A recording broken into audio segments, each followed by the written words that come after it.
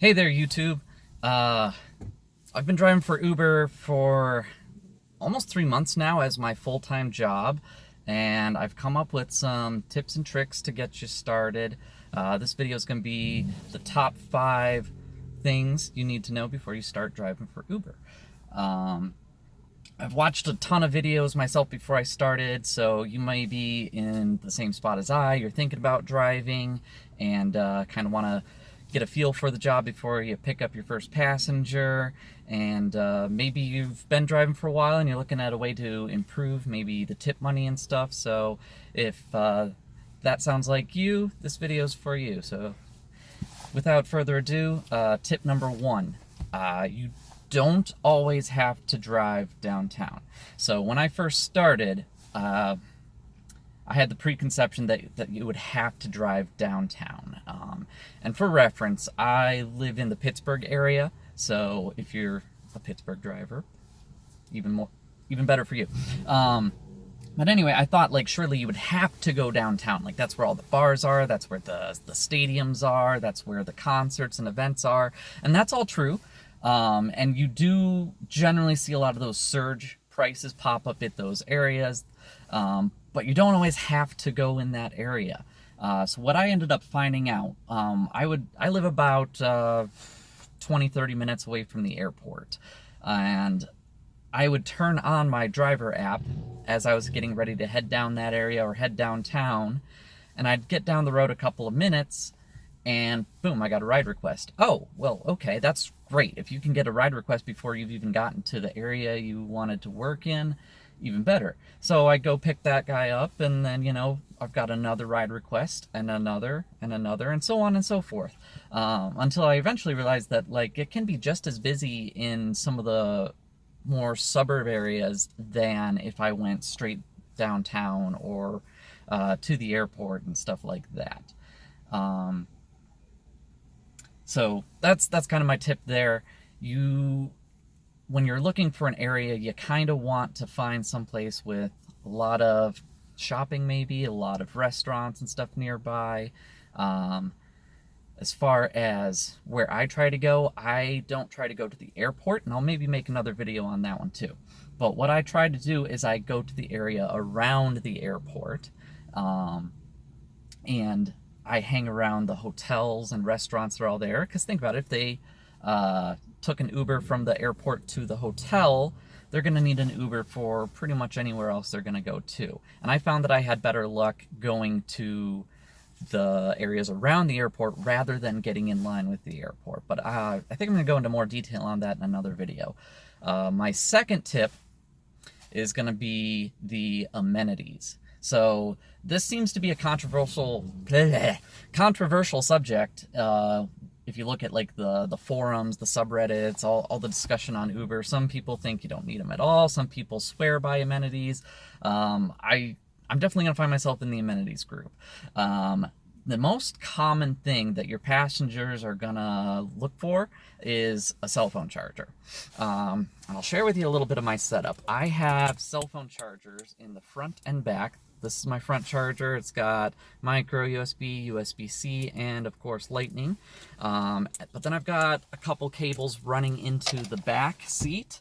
So your rear passengers, which is more often than not where they'll sit, they'll have a couple chargers there for them as well. Usually I give a brief overview of the different amenities that I have. Once I got the people in the car, I kind of verify where we're going to make sure, they didn't absentmindedly type in their work address. But then I say, hey, by the way, if you need anything on our 15-minute trip, I've got bottles of water, I've got cell phone chargers, I've got Halloween candy. Sometimes I just do mints, but since it's October, I figured I'd mix it up a little bit. I carry Excedrin, ibuprofen, I've got rain ponchos. Most of this stuff I just got from the Dollar Tree, so it really doesn't end up costing you very much at all. But being able to hand a waterproof rain poncho to somebody headed to a baseball game that they were going to last minute, so they're not prepared at all, and wouldn't you know it, there's rain clouds in the sky, you handing them that, they're going to remember that. and especially if they see how much the stadium charges for their rain ponchos. So I generally just end up using my tip money to buy a couple dollars worth of these things. You know, it doesn't cost much for a small bag of candy. I buy a bunch of water bottles at home anyway, but you want to keep track of it better, you could have like a small case of them in your trunk or something. Let's see. So yeah, I go a little overboard with the amenities. Anything I can think of, I try to add in there, and you maybe don't need so much, but I would recommend it because I've got a 4.93 star rating out of over 400 rides at this point, and I really think having all those extra amenities has helped, not just with my rating, but with the tips. Because what's interesting that I've found is I'll get tips from riders, and they're not necessarily the riders that took some of the amenities, that wanted some of the candy or water bottles, but it's more so from the people that were so impressed that I had those things. Apparently, not a lot of the drivers in my area have all that, so they're more impressed that I have it, even though they don't need it or want it. I get a good tip out of it, and then I use that tip money to buy the amenities, and it keeps a nice revolving cycle. So I'm in the amenities camp. If it's something you want to try to improve your driver rating or improve your tips, this is my strongest recommendation. What was tip 3? Okay, so tip number 3, this should be kind of an obvious one, but you should have a clean car.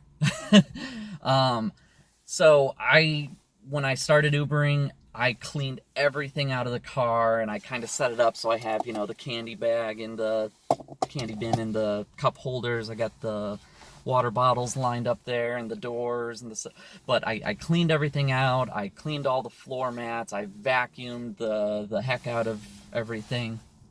But apparently I've heard some horror stories from some of the other riders where one lady, I think I was taking her to the airport as well, but she was grateful that my trunk was clean and empty of anything, because as she told me another time she rode with Uber, the guy had so much stuff in his trunk, there was no room for her luggage.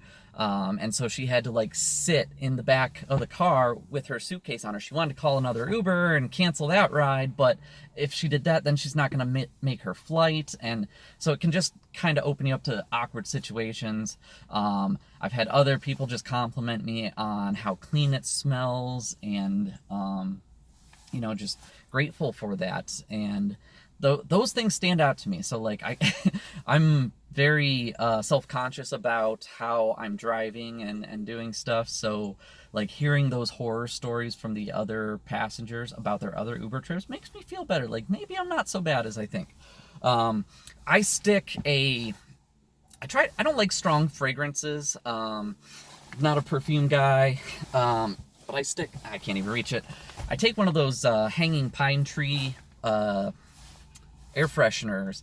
I don't like it hanging up from my thing. I stick it underneath the passenger seat. You don't see it, but you crack the peel on it a little bit, and then there's a nice light vanilla scent to my car. Every once in a while, you're gonna get a passenger that smells. I usually give them like a 1 to 3 star rating because they're stinking up my car. Or this is the one I love. They'll be smoking a cigarette, and they'll put it out, but then exhale as they're coming into your car. I generally remain pretty polite about it, but I can start smelling it. I used to smoke. I can smell it. And that's another thing, little side note, if you smoke, no matter what you do, your passengers can smell it. So consider switching to vaping, quitting perhaps, but it's something you need to be mindful of and something you need to try to combat. But again, if you have like heavy cleaner smells and stuff like that, it might not necessarily be good too. I did pick up this bottle of Ozium spray when I worked at AutoZone. My coworkers used this to cover up the fact they were smoking a bong in the back, and it worked pretty well for that. So it does a really good job of covering up any smells. It sanitizes the air, and it's really potent. So like one little puff, that's all you need, or you'll be gagging. Okay, tip number 4: the Uber navigation system is kind of terrible. However, you can switch it in the settings of the Uber app to use a different navigation system. Now, I use Google Maps. I've used it for a long time. That's what I would use if I was navigating myself somewhere anyway, so I'm very familiar with it. Some of you may prefer Waze, and you know, there's a lot of Waze fans that'll swear by that. Google Maps kind of bought Waze and started integrating some of those features, so you'll see if there's like a speed trap or something there anyway, but yeah. You can switch it. So I tried using the Uber navigation for a while in the beginning, but the straw that broke the camel's back, it was trying to navigate me down a dead-end residential road, and it was telling me that I could merge onto the highway from there that was at the bottom of the hill. So like it made no sense. There was absolutely no path there. So I had to exit out of that and pull up Google Maps manually anyway. But you can have it so that that is your preferred navigation system. So when you accept a ride request and you hit that navigate button, it launches Google Maps with that address already typed in, and then the Google Maps starts doing its thing. A little note on that though, sometimes it gets the address a little bit wrong. So like if you're going to 123 Main Street, it might have it in as 135 Main Street, because I don't know, the translation gets lost a little bit sometimes. So when I get like within like a minute or two, or you know, I'm just going straight down the road until I get to that stop, I'll switch it back to the Uber Maps just to make sure I'm at the right spot. Uber Maps does do a better job of, like, if you're going to a restaurant or a hotel, it'll say the name of the place, to where with Google you'll just have the address. So I'll be pulling up and realize, oh, I'm going to the Walmart or something. That would have been more obvious.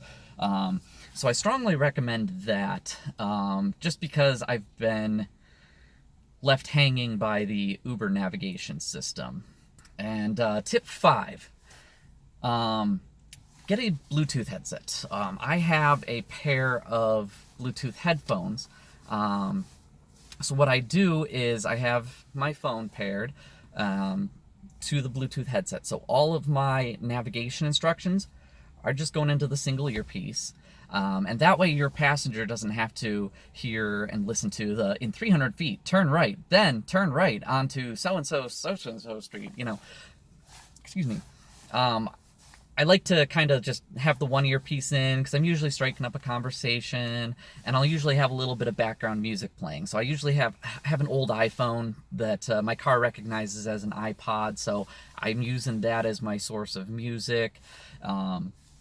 But having all the navigation instructions go in there keeps it from interrupting that flow of conversation. I'll probably do another video on, like, having conversations with your passengers. Not everybody wants to talk, but for the ones that do, here we go. But yeah, having that Bluetooth, I feel like that makes a difference. There's been a couple times where I was using my tablet as my Uber app, and I stopped doing that just recently because I was having some Bluetooth issues. So like the Bluetooth would disconnect, and then we've got the spoken directions happening on the, you know, tablet speakers instead, and the customer will be telling me a story and then stop because the thing's talking, and then it's interrupting them again and interrupting them again. So having that just whispered in the back of your ear, it's like, hey, you're taking exit 23 here. You've got that in the back of your ear, and you're just like, hey, yeah, oh yeah, I love that show. Yeah, did you ever see this? Blah, blah, blah. So I think that definitely helps. Maybe not as big of a tip as some of the other ones, but that's my tip towards you guys. So yeah, those are my top 5 tips.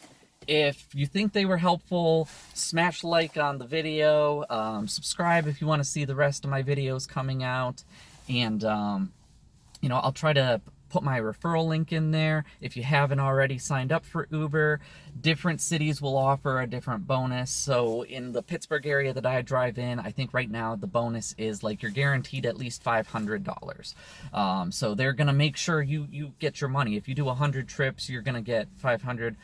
I promise you, you're going to make more than that anyway. It's been a pretty lucrative business for me, and, you know, I'll probably do a video too on, you know, how much I'm making and what the breakdowns are and stuff, because that's always interesting to see. So, yeah, I appreciate you watching the video this far, and again, I'll put the links in the video, in the description, and all that fun stuff, and I hope you enjoyed. Thanks.